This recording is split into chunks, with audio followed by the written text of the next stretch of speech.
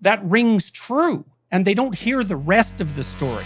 The other thing that ideology does, and the radical leftists are also very good at this, is that it provides you with a convenient locale for the existence of evil. And so if you reflexively identify the patriarchy with evil, well, first of all, that's a powerful idea. It independent of its broad merit. It's true. Now, it's not the only truth, and it's not the complete truth, but it's true. The reason it's true is because every hierarchical system tends to degenerate in the direction of power. And all hierarchical systems are less than they could be. And that's partly because of the possibility that power and deceit will corrupt them, but also partly because we're willfully blind and deceitful in our own personal lives. And so when you tell young people that the cause of the trouble they see around them in the world, and maybe even the disquiet in their own heart, is the malevolent inadequacy of their society, that rings true. And they don't hear the rest of the story, and it's the rest of the story that I've been trying to tell. They don't hear the story that, don't forget about the evil and corruption that exists in your own heart. And don't forget about the fact that nature, this wondrous goddess as portrayed by the anti-human environmentalists, and by that I don't mean all environmentalists, by the way, that wonderful goddess nature is also trying to make you ill and kill you at all times. And so, but the story that corruption exists in hierarchical structure, and that's a consequence of malevolence, the malevolent use of power and deceit, that's true.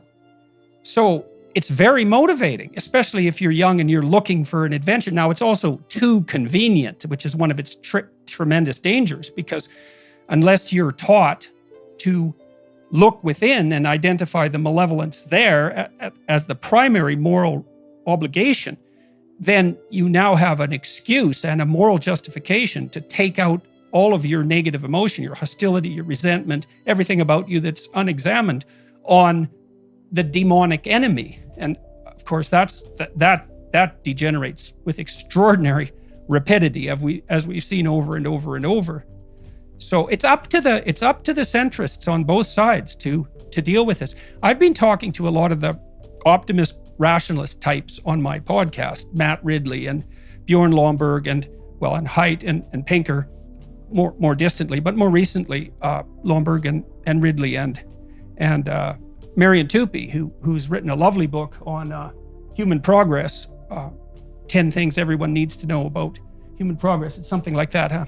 Anyways, one of the things we discussed consistently was the difficulty in promoting the message that all three of these men are very aware of, which is that from a material perspective, in terms of absolute privation, worldwide, humanity is way better off on virtually every dimension you could possibly measure than ever. And most of that improvement has occurred in the last 40 years, and it's been revolutionary in its speed.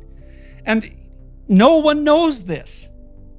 And so it's very important to try to think through why that is. Like, that's such a positive message. Now, I talked to Russell Brand about this, and I'm bringing him up for a reason. He's a lefty by temperament and by heart. And his first objection, but he's very thoughtful and quick.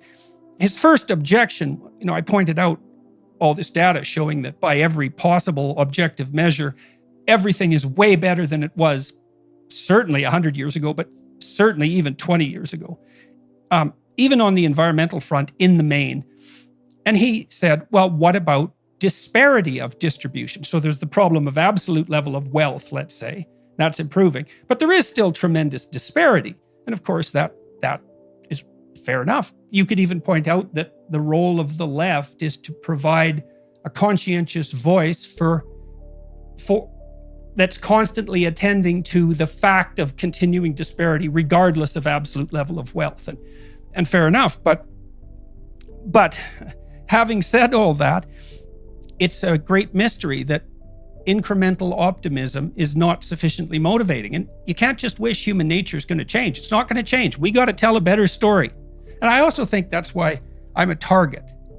I think is because I am actually trying to tell a better story and I'm actually having some success with it.